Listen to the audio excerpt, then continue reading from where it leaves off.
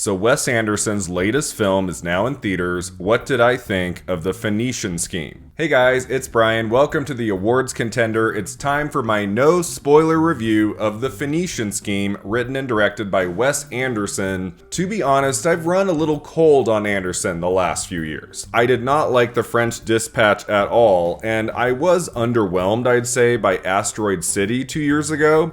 I liked everything in Asteroid City. I didn't much care for like the black and white segments of like the actors, and that stuff didn't really work for me. I admired elements of it, but it just didn't seem to fit in that film and in that narrative set in Asteroid City.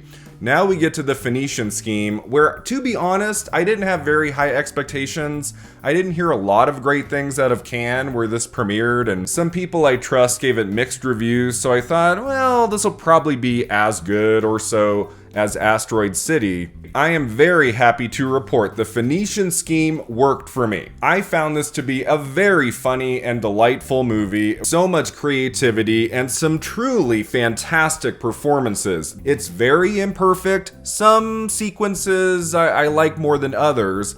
It doesn't all fit together beautifully, I would say, but there's a lot that works really well here, and for the most part, I had a good time. The story's pretty interesting. Basically, the less you know about the story, the better. So I'll just say a few things. Benicio del Toro plays the lead character of Zsa Zsa Corda. He's a wealthy businessman who's got a lot of enemies, has had a lot of assassination attempts. Like the beginning of the film, the very first scene is an assassination attempt. He keeps thinking he's going to die very soon.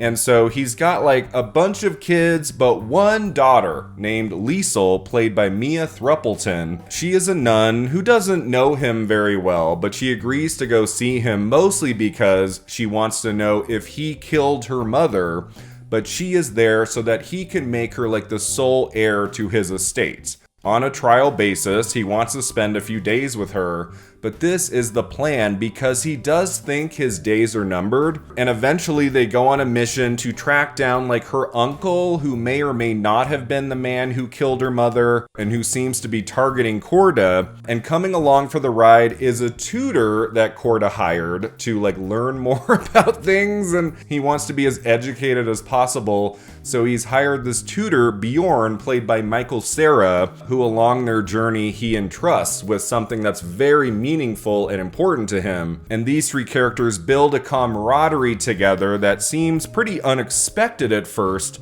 but eventually you understand like all the connections and why they come to care about each other. As is the case with pretty much every Wes Anderson movie, this film is stacked with a huge cast of characters. Many of the supporting cast, I would say, don't have much to do. Like a couple have some significant scenes, but some of like the big stars in this film only have a few minutes of screen time. It's always nice to see like these great actors in a Wes Anderson movie. I'm always curious from film to film, like, what is Anderson going to do with Tom Hanks this time? Bryan Cranston. Bill Murray, of course. Bill Murray is in this film, not as a character you would expect. There's a lot to like about the Phoenician Scheme, but my favorite thing about this movie is the relationships between the main three, that trio of Benicio del Toro, Mia Threapleton, and Cera. All three characters have a wonderful chemistry with each other, and it's fun to follow them on this journey. If there had been different characters, different actors like to star in this film, it might not have been as good. I might be giving this more of a mixed review, but I really did love them together. The characters are very specific, very singular. Benicio del Toro is amazing in this movie. He was perfect casting for the lead role. He's very funny. I mean, there must have been like 20 big laughs from me just for del Toro. Like just him.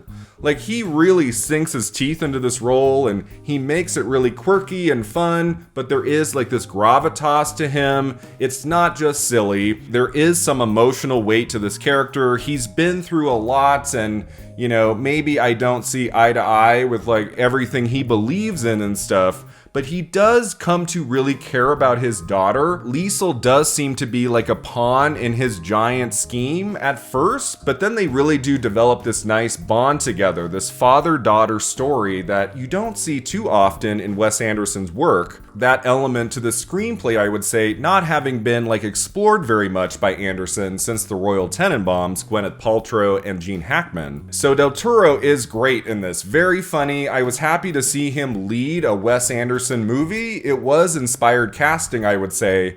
Mia Threapleton is the daughter of Kate Winslet. If you didn't know that, you would know it watching this movie, because she very much looks like her mother and she sounds almost exactly like Kate Winslet. There is some narration from her character Liesel at times, and if you close your eyes, it's like you're listening to Winslet. It was the same sensation I've had, I would say, with John David Washington performances, like in Tenet and The Piano Lesson and Black Klansman. He sounds so much like his dad, Denzel Washington, that it can be distracting at times. In the Phoenician Scheme, I would say it took me about 5 to 10 minutes to like really let like Kate Winslet out of my head and just appreciate this young artist for the performance she's giving in this movie, because she is freaking fantastic in this. I loved her. She's got a lot of presence. She's also very funny. Her character is very believable, and her line readings, there's like this cold tone to everything she says. I found really amusing. All the different facets of her character, like how she refuses to drink alcohol at first, but then eventually she can be like, okay, I'll have a beer, fine. And by the end, I was really taken with this actress. I hope Mia Threapleton has a robust career.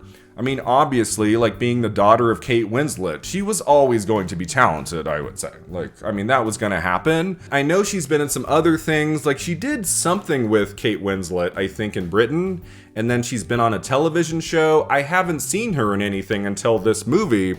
And I was like, yeah, like if she wants like a big acting career in film, I think she's going places, absolutely. But the MVP of this movie by far, I would say, is Michael Cera. He is off the charts wonderful in this. I can't believe he's never been in a Wes Anderson movie. From his first moments, he fit in so well in this world, in this style of filmmaking, like this style of acting. From one moment to the next, Michael Cera just attaches himself to this character, which has some surprises along the way, I'll just say that. I've always liked Michael Cera. It kind of has to be the right character, the right project, but like when it's right for him. Like going back to Arrested Development, 2007, he's in Superbad and Juno. He's really good in both of those films. I really liked him in Barbie. But like, it's been a while, I'd say, since I was really impressed by a Michael Cera movie performance. This was it for me. I was really taken with all of the choices he made. He has amazing chemistry with both, I would say, Benicio del Toro and Mia Threapleton. Like, there is this romantic tension that develops throughout the movie between Cera and Threapleton, and it works beautifully. It's really good. It's pretty subtle, I would say. It's never like in your face, but you know, like there's something like developing between those two. So the fact that you get to spend about 90% of this movie, I would say, with just those three characters, often by themselves, like this is a pretty fun movie. I really enjoyed myself. I was not sitting there like I was halfway through The French Dispatch, halfway through Asteroid City, being like, okay, as always, Wes Anderson, there are things I'm admiring about this, but it's not really taking me on a journey I love. There's too much going on, there's too many characters, there's all of these different story elements, I can't really follow some of this. That's not the case with the Phoenician Scheme. I was always able to follow the narrative. It's funnier, I would say, than the last few Wes Anderson movies. It's also a little bit darker. I don't use this word very much when it comes to movies, especially as of late, but I do think it's applicable for Wes Anderson. This film, The Phoenician Scheme, has an edge to it. Unlike most of his other works, since probably the first three he did, Bottle Rocket and Rushmore and the Royal Tenenbaums, most of his movies as of late, I feel has lacked an edge. They feel a little bit too soft at times. That is not the case, I would say, with the Phoenician Scheme. I mean, the opening shot has a violent moment that kind of took my breath away. I was like, whoa, what? Holy shit.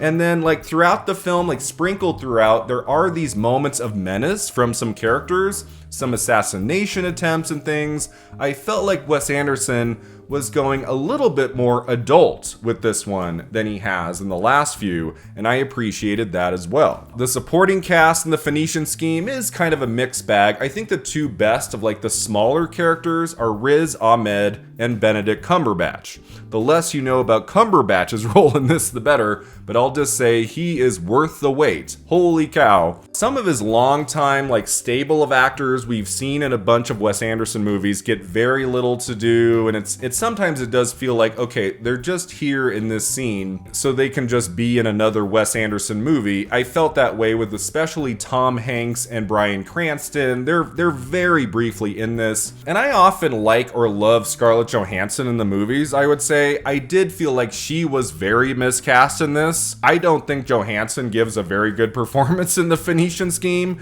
She's in it for like maybe 5 to 6 minutes, so it's not much.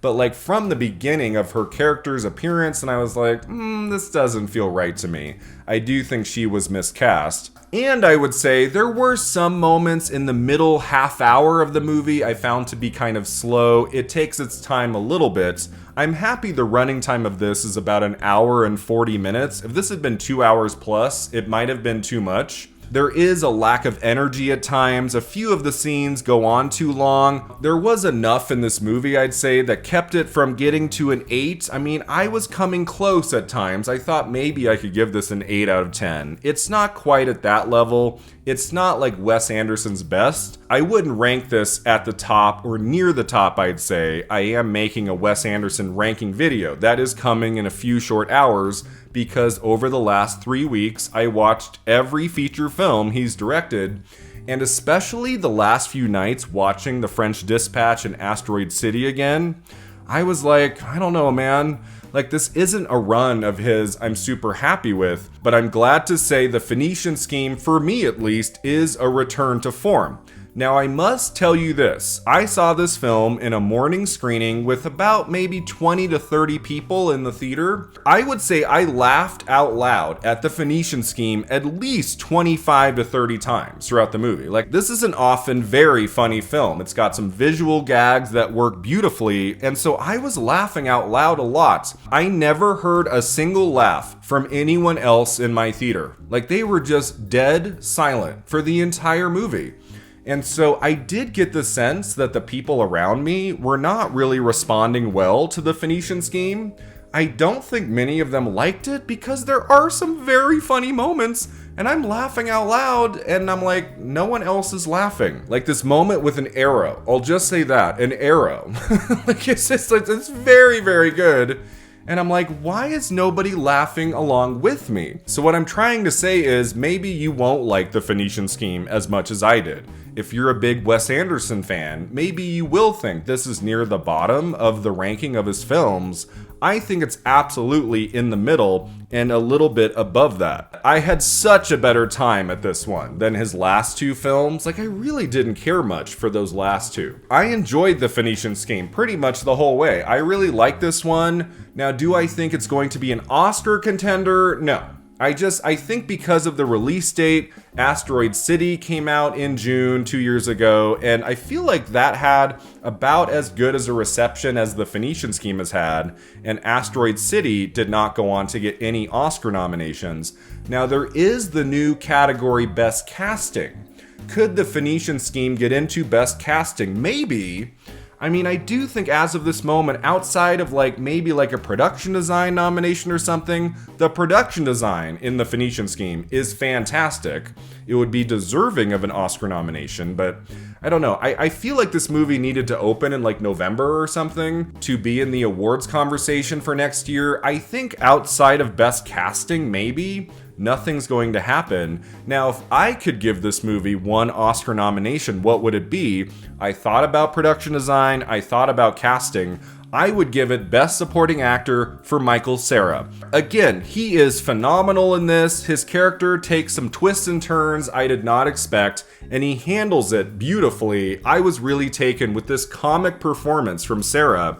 He's never received an Oscar nomination. He's not an actor I've ever thought like, well, maybe one day, maybe one character, one role, one film, it'll happen for him. It's not going to happen in reality for the Phoenician Scheme, but I think he'd be worthy. I think this would be an inspired Oscar nomination for Best Supporting Actor. Michael Cera is that good in the Phoenician Scheme. So I would say I was pleasantly surprised by this movie. I walked in like, it's probably just going to be okay.